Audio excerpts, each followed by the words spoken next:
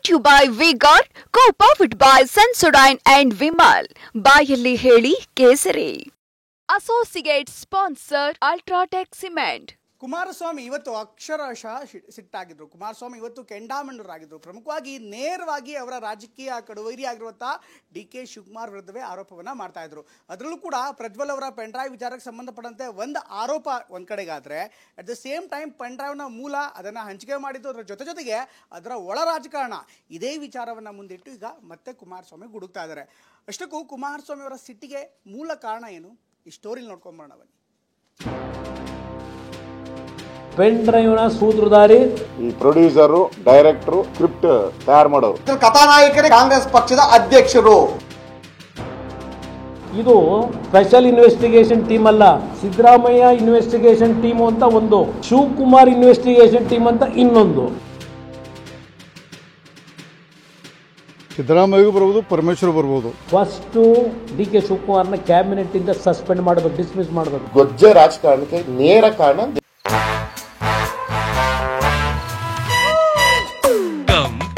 Come my love, please don't say no baby, come my love. V-Guard ನ air coolers extra large cooling pad ನೊಂದಿಗೆ ಇದು ಎಂತೆಂಥವರನ್ನು cool ಆಗಿಸುತ್ತೆ. V-Guard air coolers, long lasting cooling.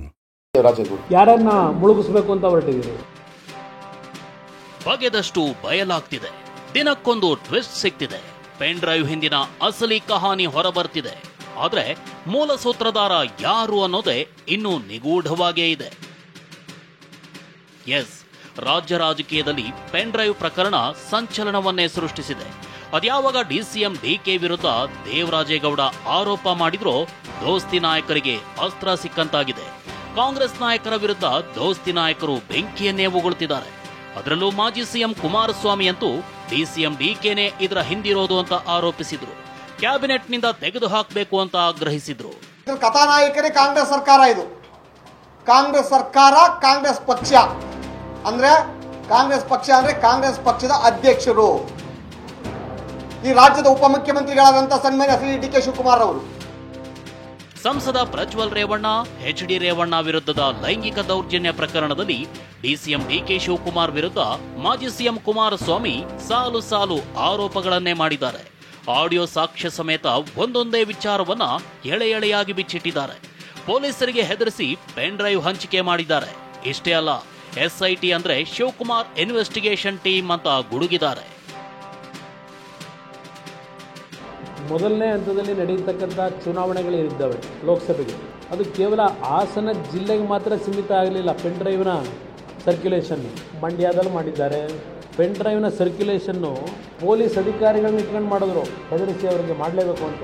ಇದು ಒಂದು team, Siddaramaiah investigation team ಅಂತ ಒಂದು, Shivakumar investigation team ಅಂತ ಇನ್ನೊಂದು. ಸ್ಪೆಷಲ್ ಇನ್ವೆಸ್ಟಿಗೇಷನ್ ಟೀಮ್ ಅಲ್ಲ, ಪೆನ್ ಡ್ರೈವ್ನ ಸೂತ್ರಧಾರಿ ಇದೇ ಕಾರ್ತಿಕ್ ಗೌಡ. ಈ ಕ್ಷಣದವರೆಗೆ ಅವನು ಎಲ್ಲಿದ್ದಾನೆ ಅಂತ ಎಸ್ಐಟಿ ಅವರು ಹುಡುಕಲಿಲ್ಲ. ಜೆಡಿಎಸ್ ಹಾಗೂ ನಮ್ಮ ಕುಟುಂಬವನ್ನ ಸರ್ವನಾಶ ಮಾಡೋಕೆ ತಯಾರು ಮಾಡಿದ್ರು ಅಂತ ಕುಮಾರಸ್ವಾಮಿ ಆರೋಪಿಸಿದ್ರು.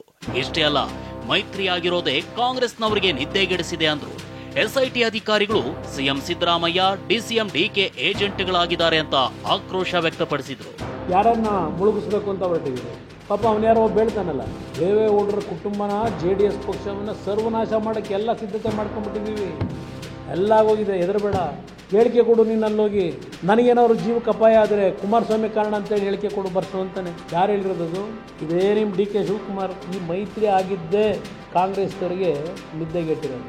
ಕಾಂಗ್ರೆಸ್ ಇಷ್ಟೆಲ್ಲ ಈ ಕುತಂತ್ರ ನಡೆಸ್ಕೊಂಡು ಕೂತಿರೋದು. ಮೈತ್ರಿಯ ಒಂದು ಸಂಬಂಧಗಳು ಪ್ರಾರಂಭ ಆದಮೇಲೆ ಕಾಂಗ್ರೆಸ್ ನಾಯಕರು ನಿದ್ದೆಗೆಟ್ಟರು. ಎಸ್ಐಟಿ ಆಫೀಸರ್ಗಳು ಈ ಕ್ಷಣದವರೆಗೂ ನಾವು ನೋಡಿದ್ರೆ ಡಿ.ಕೆ. ಶಿವಕುಮಾರ್ನ, ಸಿದ್ದರಾಮಯ್ಯನವರ ಏಜೆಂಟ್ಗಳಾಗಿ ಕೆಲಸ ಮಾಡ್ತಾ ಇದ್ದಾರೆ. ಪ್ರತಿದಿನ ಹೋಗೋದು, ಅವ್ರ ಡೈರೆಕ್ಷನ್ನ ಏನು ಮಾಡಬೇಕು ಅಂತ ಕೇಳೋದು, ಅದರ ಮೇಲೆ ಇವರು ಮೂವ್ಮೆಂಟ್ಗಳು. ಈ ಪ್ರಕರಣದಲ್ಲಿ ಡಿಸಿಎಂ ಡಿ.ಕೆ. ಪಾತ್ರ ಇರೋದು ಎದ್ದು ಕಾಣ್ತಿದೆ.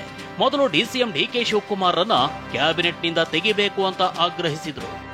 ನಾನು ಇವತ್ತು ಸರ್ಕಾರಕ್ಕೆ ಡಿಮ್ಯಾಂಡ್ ಮಾಡ್ತಕ್ಕಂಥದ್ದು, ಡಿ.ಕೆ. ಶಿವಕುಮಾರ್ ಕಾನ್ಸ್ಪಿರಸಿ ಏನಿದೆ, ಆ ಹೆಣ್ಣು ಮಕ್ಕಳ ಇದು ನಿಮ್ಮ ಪೆನ್ ಡ್ರೈವ್ಗಳಲ್ಲಿ ಏನೋ ಕ್ರೋಧೀಕರಿಸಿದ್ದೀರಿ, ಆ ಹೆಣ್ಣು ಮಕ್ಕಳ ಮಾನಹಾರ ಹಾಕಿದ್ದೀರಿ. ಆ ಹಿನ್ನೆಲೆಯಲ್ಲಿ DK ಶಿವಕುಮಾರ್ ಅವರ ಕಾನ್ಸ್ಪಿರಸಿ ಇರ್ತಕ್ಕಂಥದ್ದು ಎದ್ದು ಕಾಣ್ತಾ ಇದೆ. ಫಸ್ಟು DK ಶಿವಕುಮಾರ್ನ ಕ್ಯಾಬಿನೆಟ್ ಇಂದ ಸಸ್ಪೆಂಡ್ ಮಾಡಬೇಕು, ಡಿಸ್ಮಿಸ್ ಮಾಡಬೇಕು. ಥ್ರೂಔಟ್ ಈ ಇಶ್ಯೂನಲ್ಲಿ DK ಶಿವಕುಮಾರ್ನ ಕಾನ್ಸ್ಪಿರಸಿ ಏನಿದೆ, he must be suspended from the cabinet. If this chief minister have any at least moral ground is there, morally if he is ready to accept all these things, ನೈತಿಕತೆ ಏನಾಗ್ತಿದೆ, you must suspend DK Shivakumar from the cabinet. ಮತ್ತೊಂದೆಡೆ DCM DKShi ವಿರುದ್ಧವೇ BJP ನಾಯಕರು ಸ್ಫೋಟಕ bomb ಸಿಡಿಸಿದ್ದಾರೆ. ಇದರ ಹಿಂದೆ DCM DKShi ಕೈವಾಡ ಇದೆ ಅಂತ ಮಾಜಿ ಸಚಿವ ರಮೇಶ್ ಜಾರಕಿಹೊಳಿ ಬಾಂಬ್ ಸಿಡಿಸಿದ್ರು. ಇಷ್ಟೇ ಅಲ್ಲ, ಮುಂದೆ ಸಿಎಂ ಸಿದ್ದರಾಮಯ್ಯರ ಸಿಡಿನೂ ಬರಬಹುದು ಅಂತ ಸುಳಿವು ಕೊಟ್ಟಿದ್ದಾರೆ. ನಾನು ಮೊದಲಿಂದ ಪದೇ ಹೇಳ್ತಿದ್ದೆ, ಅವಾಗ ಎಲ್ಲರೂ ನನ್ನ ನೆಗ್ಲೆಕ್ಟ್ ಮಾಡ್ರು, ನಂದು ಆದ್ಕೂಲಕ್ಕೆ ನಕ್ಕೊಂಡು ಕೂತಿದ್ರು. ಇವತ್ತು ಒಬ್ಬರಿಗೆ ಬಂದಿದೆ, ಇವತ್ತು ನನಗಾಗಿದೆ. ಸಿದ್ದರಾಮಯ್ಯಗೂ ಬರ್ಬೋದು, ಪರಮೇಶ್ವರ್ ಬರ್ಬೋದು. ದಯವಿಟ್ಟು ಗೃಹ ಸಚಿವರು ಮತ್ತು ಮುಖ್ಯಮಂತ್ರಿಗಳಿಗೂ ಇದು ಪಕ್ಷಾತೀತವಾಗಿ ಒಂದು ಇತಿಶ್ರೀ ಆಡಬೇಕಲ್ಲಿ ಅವ್ರ ಕೈ ಮುಗಿದು ಕೇಳ್ಕೊತೀನಿ. ಅದು ಸುತ್ತಾಗೈತೆ, ಅದು ನಂತರ ನೇರವಾಗಿದೆ ಅಲ್ಲ, ನಂದು ನನ್ನ ಕಡೆ ನೇರವಾಗಿದೆ, ಯಾವ ಬೇಕಾ ಕೊಡ್ತೀನಿ, DK ಮಾತಾಡ್ದೆ ಕೊಡ್ತೀನಲ್ಲ. ಇನ್ನು ದೇವೇಗೌಡರ ಕುಟುಂಬವನ್ನೇ ಮುಗಿಸೋಕೆ ದೊಡ್ಡ ಷಡ್ಯಂತ್ರ ಅಂತ ಬಿಜೆಪಿ ಶಾಸಕ ಯತ್ನಾಳ್ ಹೇಳಿದ್ರು. ಇನ್ನು BY ವಿಜಯೇಂದ್ರ ಮಾತನಾಡಿ ನ್ಯಾಯಯುತ ತನಿಖೆ ಸಾಧ್ಯನಾ ಅಂತ ಪ್ರಶ್ನಿಸಿದ್ದಾರೆ. DK ಶಿವಕುಮಾರ್ ಮಾತಾಡಿದ್ದೇನು ಆಡಿಯೋ ಇವತ್ತು ರಿಲೀಸ್ ಆಗಿದೆ. ಇದು ಉದ್ದೇಶಪೂರ್ವಕವಾಗಿ ದೇವೇಗೌಡರ ಕುಟುಂಬ ಮುಗಿಸಲಿಕ್ಕಿರುವಂಥ ಒಂದು ಷಡ್ಯಂತ್ರ ಹೊರತು ಅದರ ಜೊತೆಗೆ ಏನೇ ಇದ್ರೂ CBI ಕೊಟ್ಬಿಡಿ. DK ಶಿವಕುಮಾರ್ ಅವ್ರ ಜೊತೆ ದೂರವಾಣಿ ಸಂಪರ್ಕ ಮಾಡಿರ್ತಕ್ಕಂಥದ್ದು ಇದೆಲ್ಲವೂ ನೋಡಿದ್ರೆ ಇದೆಲ್ಲ ಒಂದು ಕಡೆ ಅಧಿಕಾರಿಗಳ ಮೇಲೂ ಕೂಡ ಒತ್ತಡ ಇದೆ. ನ್ಯಾಯಸಮ್ಮತವಾಗಿ ಇದು ನಡೀತದೆ ತನಿಖೆ ಅಂತೇಳಿ ನಮಗೂ ಕೂಡ ಅನುಮಾನಗಳು ಕಾಡ್ತಾ ಇದೆ. ರಾಜಶೇಖರ್ ತೋಟದಲ್ಲಿ ಮಹಿಳೆಯನ್ನ ರಕ್ಷಿಸಿಯೇ ಇಲ್ಲ ಅಂತ ಮಾಜಿ ಸಚಿವ ಸಾರಾ ಮಹೇಶ್ ಸ್ಫೋಟಕ ಹೇಳಿಕೆ ಕೊಟ್ರು. ಅದು ಸಾಬೀತಾದ್ರೆ ನಾನು ರಾಜಕೀಯದಿಂದ ನಿವೃತ್ತಿ ಆಗ್ತೀನಿ ಅಂತ ಸರ್ಕಾರಕ್ಕೆ ನೇರವಾಗಿ ಸವಾಲ್ ಹಾಕಿದ್ರು.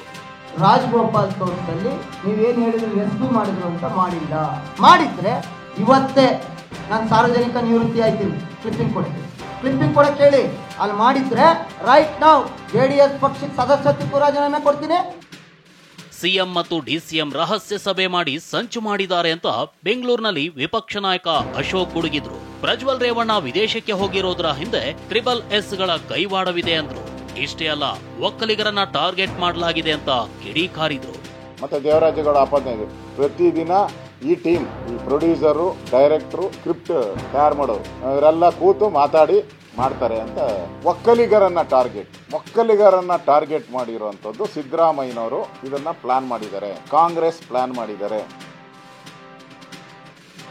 ಇದೆಲ್ಲದರ ಮಧ್ಯೆ ಸಂಸದ ಪ್ರಜ್ವಲ್ ರೇವಣ್ಣ ಪ್ರಕರಣದ ಬಗ್ಗೆ ಪ್ರಧಾನಿ ನರೇಂದ್ರ ಮೋದಿ ಪ್ರತಿಕ್ರಿಯಿಸಿದ್ದಾರೆ. ಖಾಸಗಿ ಚಾನೆಲ್ ಸಂದರ್ಶನದಲ್ಲಿ ಮಾತನಾಡಿರೋ ಮೋದಿ ಪ್ರಜ್ವಲ್ ತಪ್ಪಿಸಿಕೊಳ್ಳಲು ಕಾಂಗ್ರೆಸ್ ಸಹಾಯ ಮಾಡಿದೆ ಅಂತ ಆರೋಪಿಸಿದ್ದಾರೆ. ದೇವರಾಜೇಗೌಡ ಬಹಿರಂಗವಾಗಿ ಚರ್ಚೆಗೆ ಬರಲಿ ಅಂತ ಕಾಂಗ್ರೆಸ್ ಅಭ್ಯರ್ಥಿ ಶ್ರೇಯಸ್ ಪಟೇಲ್ ಸವಾಲು ಹಾಕಿದ್ರು. ಗೊಜ್ಜೆ ರಾಜಕಾರಣಕ್ಕೆ ನೇರ ಕಾರಣ ದೇವರಾಜೇಗೌಡ. ನಿನ್ನೆ ನಡೆದಿರುವಂತಹ ಏನು ಈ ಗೊಜ್ಜೆ ರಾಜಕಾರಣ ಅಂತ ಹೇಳ್ತಾರೆ, ಇದಕ್ಕೆಲ್ಲ ಕಾರಣ ದೇವರಾಜೇಗೌಡರು. ಈ ಒಂದು ತನಿಖೆನ ದಿಕ್ ತಪ್ಪಿಸಕ್ಕೆ ಮಾಡ್ತಿರುವಂತಹ ಹುನ್ನಾರ ಇದು. ಇವರು ಯಾವ ಪಕ್ಷದಲ್ಲಿ ಯಾವ ರೀತಿ ಏನು ಆಮಿಷ ಇಟ್ಕೊಂಡು ಏನ್ ಮಾಡಿದ್ದಾರೆ ಅನ್ನೋದು ನನಗಂತೂ ಗೊತ್ತಿಲ್ಲ. ಒಟ್ಟಾರೆಯಾಗಿ ಪೆನ್ ಡ್ರೈವ್ ಪ್ರಕರಣದಲ್ಲಿ DK ಶಿವಕುಮಾರ್ ಕೈವಾಡ ಇದೆ ಅಂತ ನೇರವಾಗಿ ಕುಮಾರಸ್ವಾಮಿ ಆರೋಪಿಸಿದ್ದಾರೆ. ಇದು ರಾಜಕೀಯ ನಾಯಕರ ಮಧ್ಯೆ ಬಡಿದಾಟಕ್ಕೂ ಕಾರಣವಾಗಿದೆ. ಮುಂದೆ ಅದ್ಯಾವ ಹಂತಕ್ಕೆ ಹೋಗುತ್ತೋ ಕಾದು ನೋಡಬೇಕಿದೆ. Bureau report, TV9.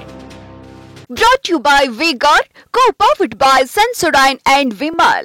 ಬಾಯಲ್ಲಿ ಹೇಳಿ ಕೇಸರಿ. Associate sponsor UltraTech cement.